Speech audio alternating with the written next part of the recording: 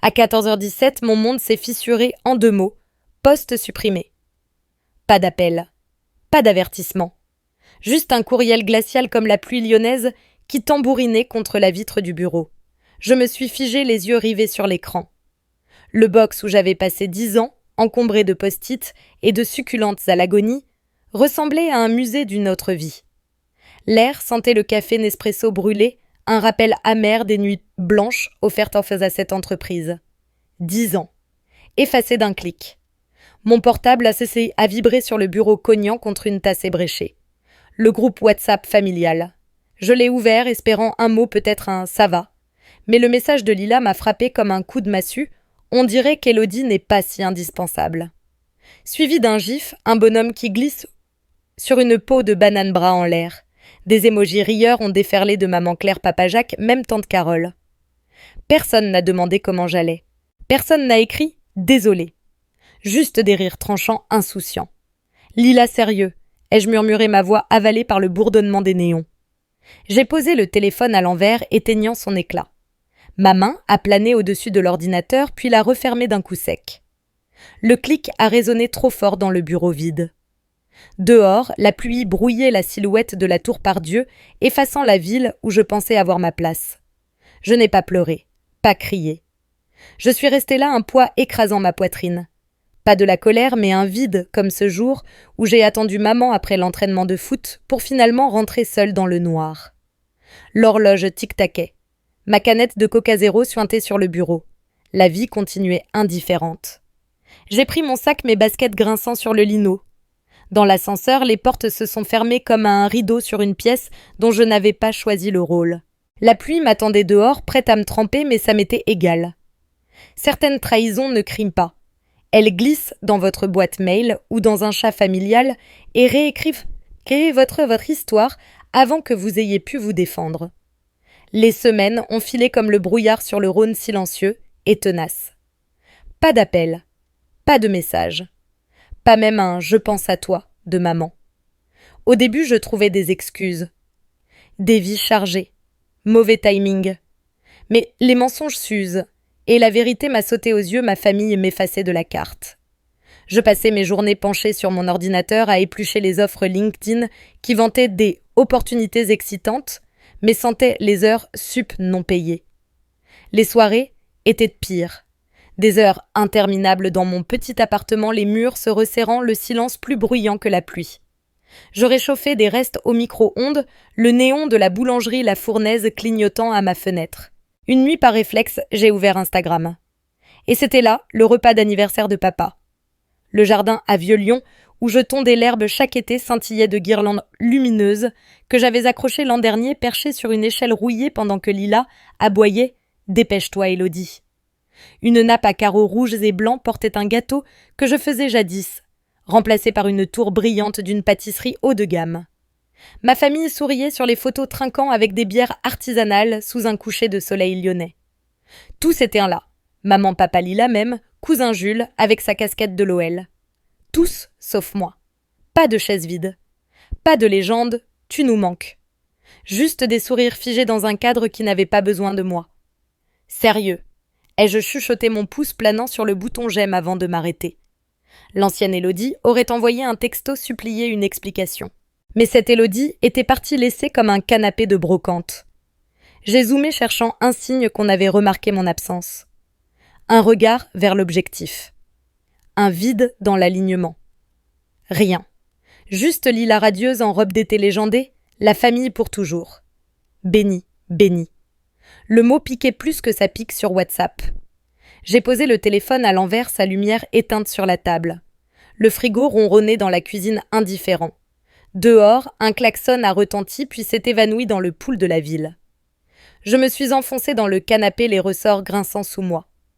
La solitude n'était plus tranchante. Elle était lourde comme un sac à dos rempli de briques portées trop longtemps.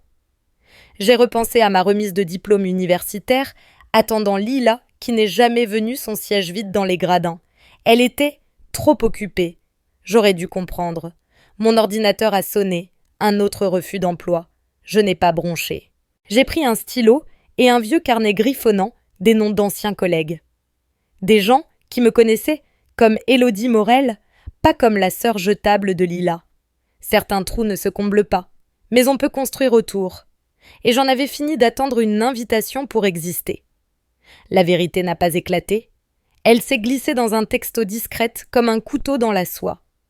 J'étais au bistrot chez Marcel, un de ces endroits à carreaux, avec un café sans fond qui goûte le regret. Chloé s'est glissée sur la banquette en face, son sweat trempé goûtant sur le sky.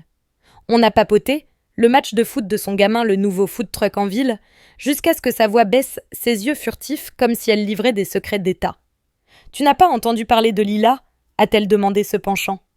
J'ai secoué la tête, touillant mon café tiède. La cuillère a tinté contre la tasse trop fort. Chloé a soupiré puis a tout lâché. Elle épouse un Vallier, fils de sénateur. Gros coup. Elle a dit à tout le monde de t'écarter. Que tu fais tâche maintenant. Sans boulot, sans statut. Tu connais Lila. Fais tâche. Les mots n'ont pas coupé. Ils ont pesé lourd comme le bœuf bourguignon trop cuit du bistrot. J'imaginais Lila à sa fête de fiançailles tout en champagne et rire forcé orchestrant sa vie parfaite comme une grille Instagram. Une sœur au chômage ne passait pas le filtre. « Waouh !» ai-je dit la voix atone. « Je suis le yaourt périmé de la famille, c'est ça ?»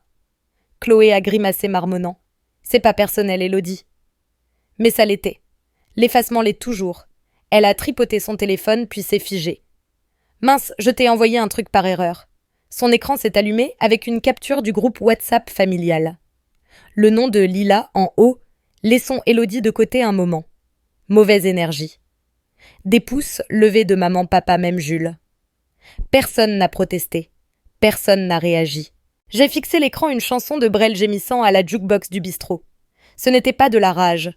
C'était mettre les points sur les i froids et nets, comme quand j'ai trouvé le journal de Lila au lycée où elle m'appelait l'ennuyeuse. J'avais pleuré alors. Pas maintenant. Merci Chloé, ai-je dit glissant un billet froissé sous ma tasse. Je me suis levé, mes baskets couinant sur le sol collant. Dehors, la pluie s'était calmée, laissant des flaques reflétant le néon du bistrot comme des promesses brisées. J'ai posé mon téléphone sur le tableau de bord écran allumé regardant sa lumière s'éteindre. Plus d'excuses. Plus d'attentes pour des pardons absents. Il m'avait effacé sans combat, avec quelques tapotements aussi simples qu'un désabonnement. La douleur dans ma poitrine ne s'est pas envolée. Elle s'est muée en quelque chose de plus doux, une reconnaissance. Je n'étais plus leur fantôme. J'avais fini de hanter une maison qui m'avait fermée. En roulant vers chez moi, l'horizon de Lyon scintillait au loin. Pour la première fois depuis des semaines, je ne me sentais pas invisible. Je me sentais éveillée. Je n'ai pas crié, pas supplié pour une place à une table déjà débarrassée. J'ai retroussé mes manches. Mon vieux carnet est devenu ma bouée, ces pages griffonnées des noms d'anciennes collègues. Des gens qui me voyaient comme Élodie Morel, celle qui résout les problèmes, pas la sœur que Lila a gommée d'un coup de pinceau. J'ai commencé petit contactant des relations depuis un espace de coworking à la Part-Dieu, un lieu avec du kombucha hors de prix et des tables de ping-pong. Les premiers appels étaient maladroits. « Élodie, ça fait un bail », disait-il la voix hésitante. Je n'expliquais pas mon licenciement. Je ne parlais pas du groupe WhatsApp. Je pitchais. « Besoin d'optimiser vos opérations ?» demandai-je forçant un sourire au téléphone. J'ai 10 ans d'expérience et un talent pour démêler le chaos. Le premier contrat est venu d'une connaissance, une association locale en panique noyée dans une comptabilité chaotique. J'ai passé des nuits à ma table de cuisine, l'écran de mon ordinateur luisant dénouant leur budget comme un collier emmêlé. Quand ils m'ont envoyé un mot de remerciement et un chèque de 500 €, ce n'était pas juste de l'argent. C'était une brique dans les fondations de quelque chose de nouveau. Puis une start-up lyonnaise saignant du cash avec un plan marketing bancal. « Tu nous as sauvés », a dit la PDG après que j'ai sabré leur budget pub et doublé leurs prospects. Elle m'a tendu une tasse avec leur logo et un contrat pour un autre projet. J'ai pris les deux un sourire jusqu'aux oreilles comme si j'avais décroché la lune. Chaque mission redonnait un peu d'acier à ma colonne. Je n'étais pas l'employée virée ni la sœur qui ne collait pas à l'esthétique de Lila. J'étais Élodie, celle qui se pointait, faisait le boulot et n'avait pas besoin d'étoiles pour avancer. Certains jours étaient rudes. Un refus d'embauche frappait ou je tombais sur les photos de fiançailles de Lila. Elle en robe blanche, l'héritier Vallier au bras à la couple puissant en légende. La douleur revenait lourde comme un brouillard lyonnais. Je repensais à ce jour où j'ai aidé Lila à emménager dans son premier appart portant des cartons pendant qu'elle râlait sur la couleur des murs. Elle n'a jamais dit merci. J'aurais dû voir venir. Mais la plupart des jours, je trouvais un rythme levé à l'aube, épluchage de courriel, passage au coworking et on recommence. Mon appart cessait d'être une cage pour devenir une rampe de lancement. J'ai même acheté une fougère, pas une succulente triste, pour marquer ce tournant. Quand le faire-part de mariage de Lila est arrivé, papier chic, lettres dorées, mon nom griffonné comme une arrière-pensée, je ne l'ai pas ouvert. Je l'ai rangé dans un tiroir à côté des factures et des vieux rêves. Certaines portes ne méritent pas qu'on frappe. Devant ma fenêtre, l'horizon de Lyon clignotant dans le crépuscule, j'ai compris que je ne reconstruisais pas pour prouver leur erreur. Je reconstruisais pour me prouver que j'avais raison. Le mariage de Lila était un spectacle lyonnais, digne d'une télé-réalité au budget pharaonique. Le château de Bagnols, avec ses jardins impeccables, scintillait sous des guirlandes électriques. Un groupe reprenait Piaf et Aznavour et des serveurs en gants blancs slalomiens portant des cocktails artisanaux et des canapés gastronomiques. Je suis entrée discrète, un fantôme, dans une robe bleu marine, choisie pour passer inaperçue. Pas de paillettes, pas de drame. Juste moi me fondant dans le brouhaha des start-upers et des donateurs politiques en costume sur mesure. Je n'étais pas là pour voler la vedette. J'étais là pour voir la lumière vaciller. Lila flottait dans la salle, vision en satin et diamant, son sourire assez acéré pour fendre l'éclat du lustre. Elle jouait son rôle à la perfection, embrassant les invités, riant trop fort au blague fade. Quand une tante aux cheveux argentés a parlé de « la famille », les yeux de Lila ont cligné une seconde avant de s'illuminer. « Juste moi », a-t-elle dit, la voix douce comme le rosé dans son verre. « Celle qui a réussi. Pas de sœur, pas d'Élodie D. Juste Lila star d'un conte façonné, à mariage Valier, en top tendance sur Instagram avant le dessert. Je sirotais un soda au gingembre, les bulles piquant ma langue adossée à une colonne. Le groupe est passé à La vie en rose, et la foule chantait éclaboussant leurs verres. La performance de Lila était irréprochable, mais je voyais les fêlures. Sa main trop crispée sur le bras de Damien, son rire un instant, un forcé instantané. Elle ne jouait pas un mariage. Elle vendait une marque. Sacrée mise en scène, hein, a marmonné un serveur me tendant un canapé de foie gras. J'ai hoché la tête prenant l'assiette. Il ne savait pas que j'étais la sœur effacée, celle que Lila avait gommée comme un mauvais filtre. Je repensais à ce jour où j'ai conduit Lila à son premier entretien d'embauche peaufinant son discours pendant qu'elle pestait sur sa coiffure. « Tu me revaudras ça » avait-elle plaisanté. J'avais ri. En la regardant glisser devant moi sans un regard, je ne me sentais plus débitrice. Je me sentais libre. Le faste de la salle, arcs floraux tour de champagne, semblait un décor, pas une célébration. Lila avait bâti cette scène pour effacer ce qui ne brillait pas, moi y compris.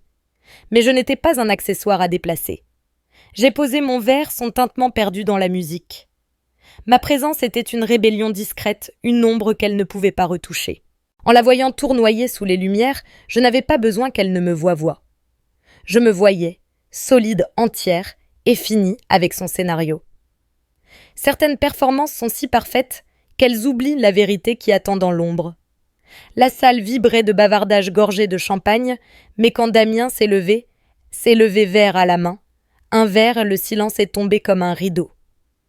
Le nouvel époux de Lila, grand élégant fils de sénateur tout droit sorti d'une affiche électorale, s'est éclairci la gorge. Le groupe s'est tu au milieu d'un accord, et même le cliquetis des glaçons semblait figé.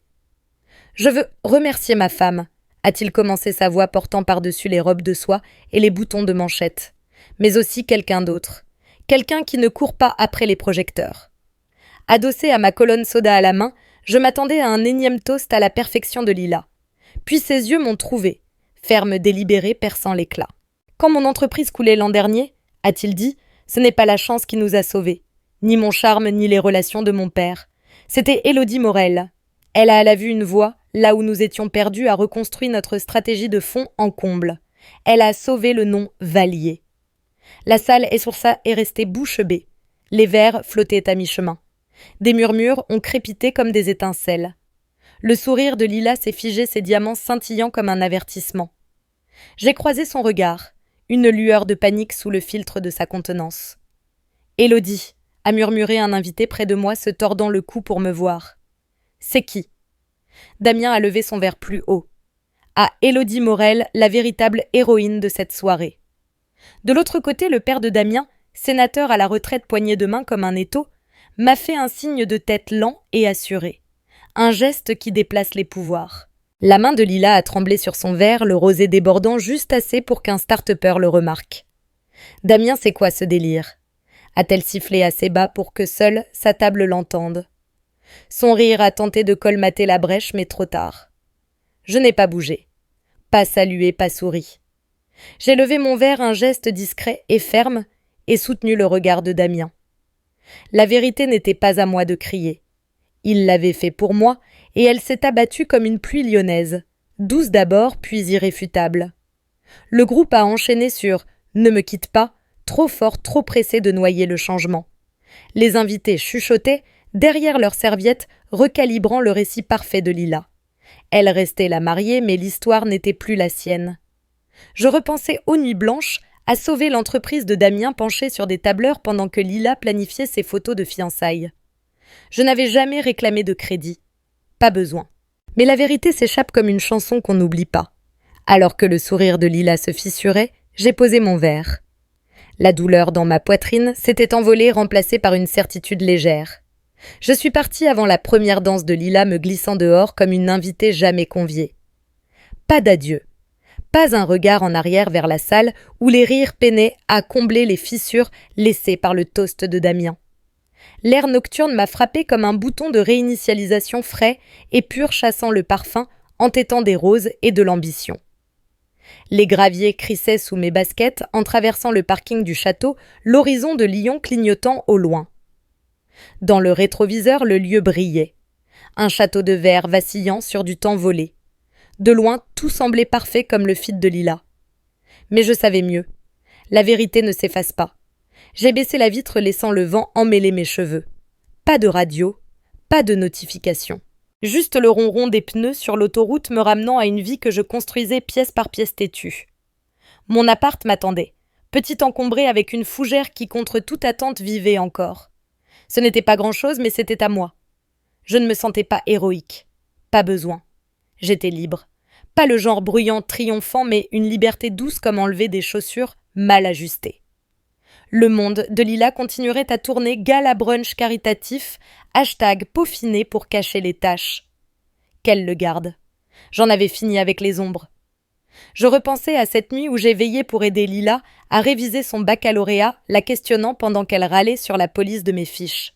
« T'es trop sérieuse, Élodie » avait-elle taquiné. J'avais ri croyant à de l'amour. Maintenant, je voyais une rue à sens unique trop longtemps parcourue. Mon téléphone a vibré sur le siège passager. Un message LinkedIn d'un nouveau client, une brasserie artisanale cherchant à optimiser sa logistique. « On dit que vous êtes la meilleure », disait-il. J'ai souri. Peut-être l'étais-je. Pas la meilleure sœur ni la meilleure fille, mais la meilleure pour bâtir quelque chose de vrai sans filtre. L'horizon de Lyon s'approchait, ses lumières stables dans la nuit. Lyon n'était plus juste une ville, c'était une toile, et j'en avais fini d'être le croquis de quelqu'un d'autre. J'avais été effacée, mais je m'étais réécrite mot à mot avec des nuits blanches, des appels durs, d'appels difficiles, et une obstination à ne pas abandonner. L'histoire de Lila ferait le buzz un temps, mais la mienne était plus profonde, plus discrète, vraie.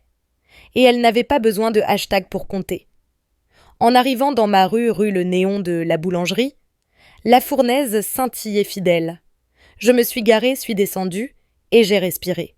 L'air avait le goût de la pluie et des possibles. Je n'étais pas juste libre, j'étais assez. Et personne, ni Lila, ni un groupe familial, ni un licenciement, ne pouvait réécrire cela.